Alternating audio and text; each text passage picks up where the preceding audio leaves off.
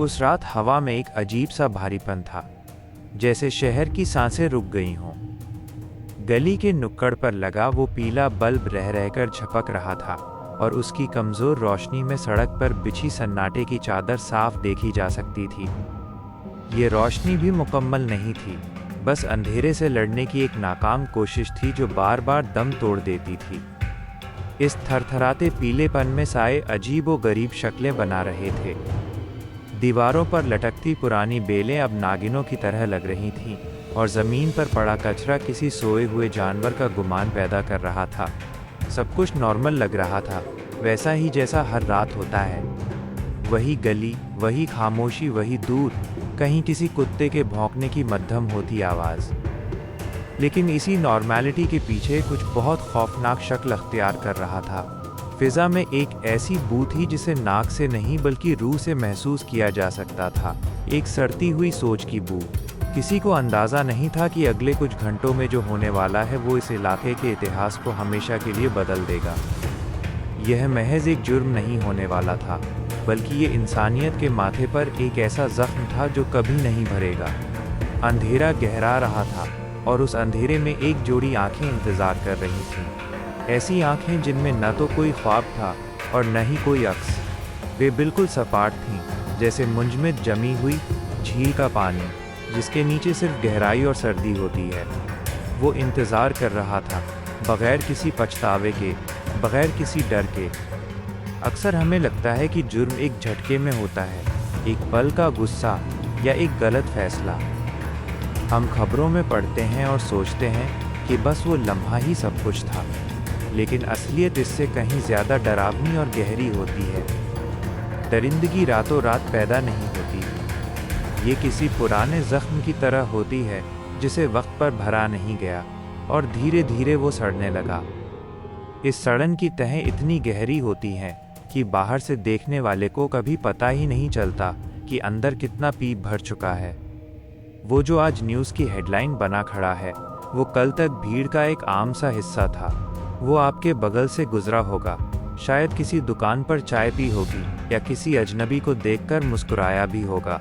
शायद उसने किसी बूढ़े की सड़क पार करने में मदद भी की हो, क्योंकि शैतान शुरू में हमेशा एक फरिश्ता बनकर ही साथ चलता है।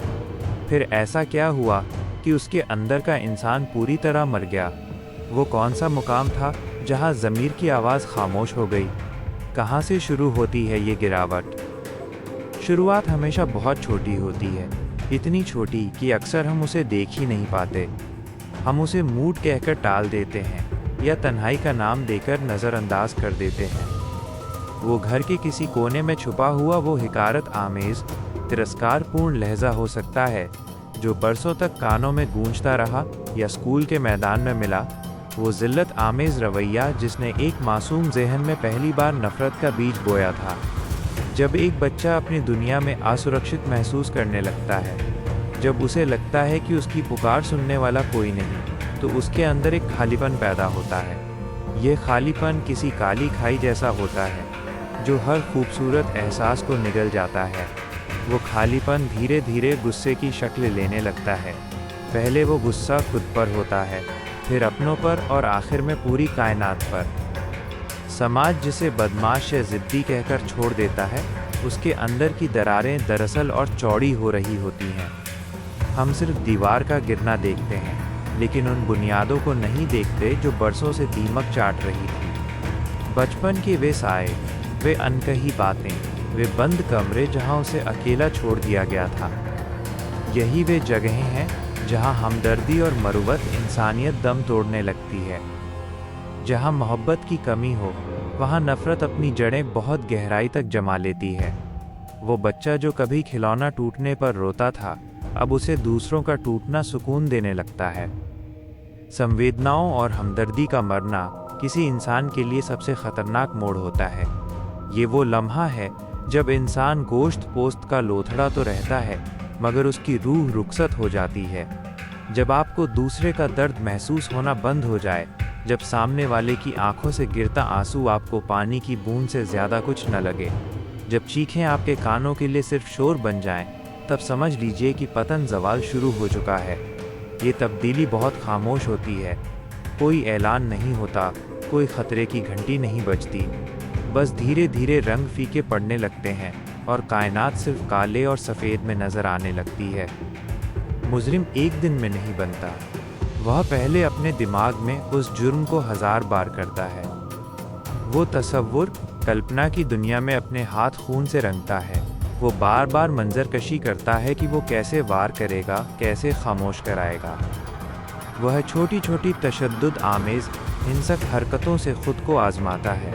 किसी बेज़ुबान जानवर को पत्थर मारना और उसके तड़पने में लज्जत पाना, किसी कमज़ोर बच्चे को डराकर उसके चेहरे पर खौफ देखना, ये सब महज शरारतें नहीं होती, ये मशक़ें, अभ्यास होती हैं उस बड़े अंधेरे के लिए जो उसे अपनी गिरफ्त में लेने वाला है।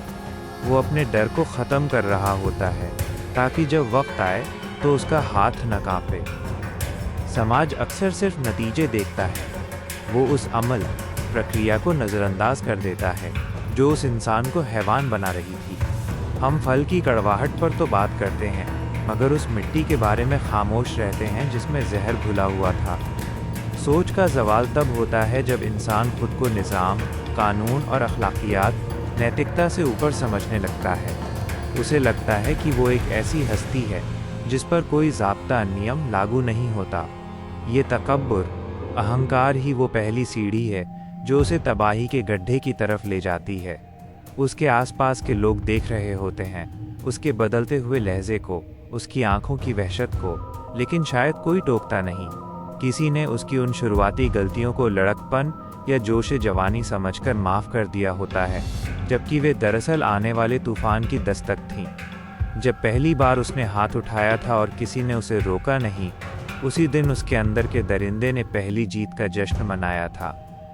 उसकी आंखों में झांककर देखो तो शायद तुम्हें वहाँ सिर्फ शून्यता, खालीपन दिखे। वो ऐसी खाली जगह है जहाँ रोशनी दाखिल होते ही दम तोड़ देती है। ये वो सन्नाटा है जो बरसों की नज़रअंदाजी और नफ़रत से बना है। जब इंसान के अंदर के नर्म जज्बात ख़त्म हो जाते हैं तो उसके लिए ज़िंदा और मुर्दा जिस्म में कोई फ़र्क नहीं रह जाता। वो एक चलती फिरती मशीन बन जाता है जिसका ईंधन सिर्फ इंतकाम या वहशियाना ख्वाहिशें होती हैं। वो सिर्फ अपनी उन दबी हुई ख्वाहिशों और उस घुटन को बाहर निकालना चाहता है जिसने उसे अंदर ही अंदर खोखला कर दिया है। वो अपनी ताकत का एहसास करना चाहता है क्योंकि शायद पूरी ज़िंदगी उसने खुद को कमज़ोर, हारा हुआ और पिसा हुआ महसूस किया था। वो चाहता है कि कोई उसके सामने गिड़गिड़ाए, कोई उससे ज़िंदगी की भीख मांगे ताकि उसे लगे कि वो भी कुछ है। ये ताकत का झूठा एहसास ही उसे होलनाक तरीन, भयानकतम जुर्मों की तरफ धकेलता है। तफ्तीश, जांच जब शुरू होती है तो पुलिस को सिर्फ सबूत मिलते हैं, खून के निशान जो अब स्याह पड़ चुके हैं, उंगलियों के निशान जो किसी दीवार या फर्नीचर पर जम गए हैं, फटे हुए कपड़े जो किसी की जद्दोजहद, संघर्ष की कहानी सुनाते हैं। लेकिन उस दिमाग का नक्शा कोई नहीं पढ़ पाता जो इस सब के पीछे था। वो नक्शा बहुत उलझा हुआ होता है। वहाँ कई रास्ते एक ही जगह जाकर ख़त्म होते हैं, तबाही। परत दर परत जब सच्चाई सामने आती है तो पता चलता है कि ये कोई अचानक हुई वारदात नहीं थी। इसके पीछे एक लंबा सिलसिला था, एक ऐसी सोच थी जो बरसों से सड़ रही थी और जिसका किसी को पता न चल सका। गवाहों के बयान, पड़ोसियों की बातें, वो सब मिलकर एक ऐसी तस्वीर बनाते हैं जिसे देखकर रूह कांप जाए।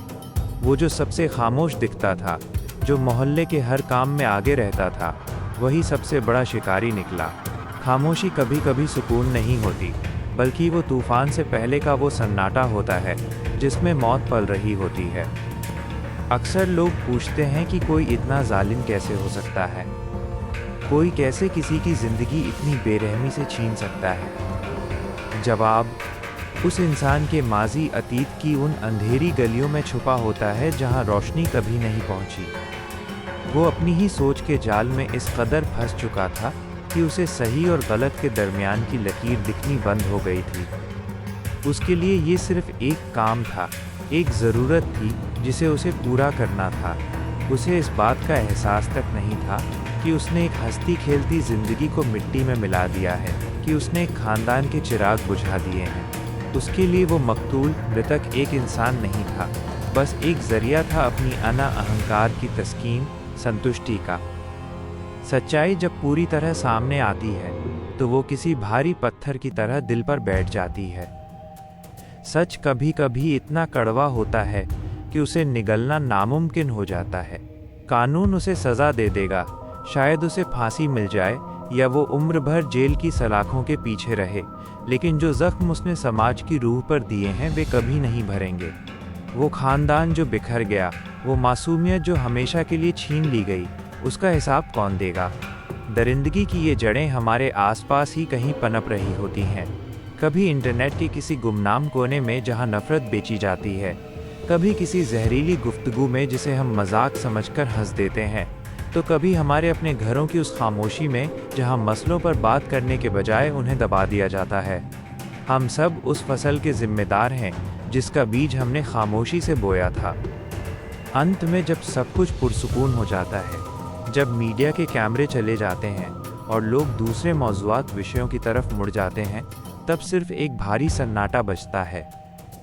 एक ऐसा सन्नाटा जो हमें डराता है, जो आधी रात को हमें सोने नहीं देता। वो मुजरिम अब महज एक फ़ाइल का नंबर बन चुका है, लेकिन उसकी कहानी एक मुस्तकिल, लगातार तंबीह, चेतावनी बनकर हमारे सामने खड़ी है। यह किसी फिल्म का क्लाइमैक्स नहीं है जहां हीरो आखिरी लम्हे में आकर सब ठीक कर देगा। यह हकीकत की वो कड़वी और बंजर ज़मीन है जहां हम सब नंगे पांव खड़े हैं। आवाज़ें अब बंद हो चुकी हैं, लेकिन उन बंद आँखों के पीछे का अंधेरा अभी भी वहीं है।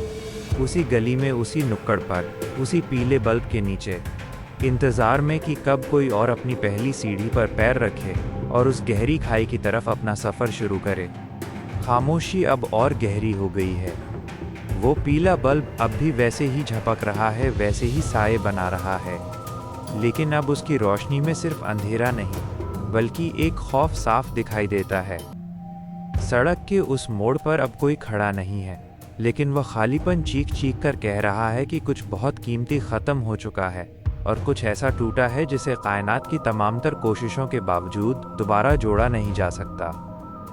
सन्नाटा अब बोलने लगा है और उसकी गूंज बहुत दूर तक जाएगी, बहुत दूर तक।